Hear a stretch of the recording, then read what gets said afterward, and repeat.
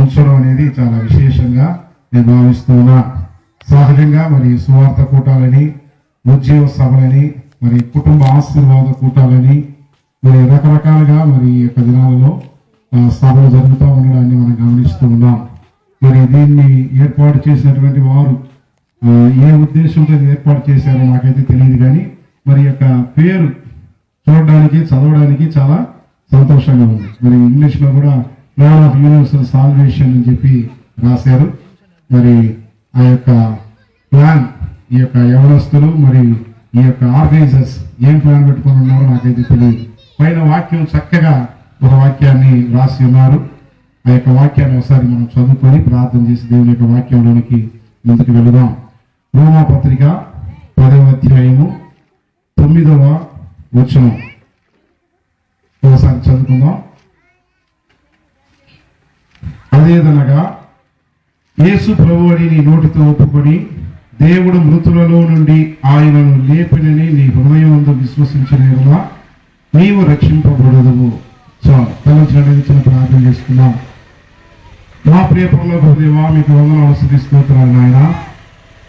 ఈ యొక్క మంచి రాత్రికాల సమయాన్ని బట్టి మీకు వందనాలు. తాడికొండ గ్రామాన్ని మీరు ప్రేమించి అనేక మందికి రక్షణ అనుభవాన్ని అనుగ్రహించి అందులో ప్రత్యేకింపబడినటువంటి కొంతమంది యవనస్తులను మీరు ఎన్నుకొని ప్రభువా ఈ రీతిగా ఆయన ప్రపంచవ్యాప్తంగా ఉన్నటువంటి జనులు రక్షణ అనుభవాన్ని పొందుకోవాలనేటువంటి దర్శనాన్ని మీరు దయచేసినందుకు స్తోత్రం ప్రభువా. దాని నిమిత్తమై ఏర్పాటు చేసినటువంటి యొక్క కూడికల నిమిత్తమై మీ పాదాలు ఎందుకు వస్తున్నాం. గత దినాన దైవ సేవకులు నిలబెట్టుకుని ప్రభువా మీరు బలముగా వాడుకొని ఉన్నారు. ఈ యొక్క రెండవ దినాన ప్రభువా మీ పక్షాన నిలబడి ఉంటుండగా మీ సన్నిధానాన్ని మాకు తోడుగా ఉంచండి. మీ యొక్క అమూల్యమైనటువంటి మాటల ద్వారా మాతో మీరు మాట్లాడండి ప్రభువా. మీ యొక్క మాటలు జీవమగలవి, జీవింపజేయనివి, మా ఆత్మీయ జీవితాన్ని పురికొల్పునవి ఉన్నాయి. అటువంటి శ్రేష్టమైనటువంటి మాటలతో మమ్మల్ని ప్రభువా హెచ్చరించి ఇంకను ఆత్మీయంగా బలపరచి మీలో ముందుకు సాగడానికి మీ కృపను గ్రహించమని యేసు నామమున అడుగుతున్నాము తండ్రి, ఆమేన్.